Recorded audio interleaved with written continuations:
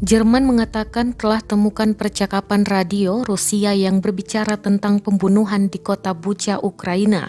Dilansir The Washington Post, Badan Intelijen Luar Negeri Jerman, BND, mengatakan pihaknya memperoleh dua komunikasi terpisah yang menampilkan diskusi di antara tentara Rusia. Diskusi membahas tentang bagaimana mereka menginterogasi tentara dan warga sipil sebelum menembak mereka, kata seorang pejabat intelijen yang mengetahui temuan tersebut. Majalah Jerman Der Spiegel jadi pertama kali melaporkan informasi intelijen itu. Bucha yang terletak di barat laut Kiev telah menjadi titik fokus dalam invasi Rusia ke Ukraina setelah foto-foto tubuh di jalan-jalan muncul akhir pekan lalu.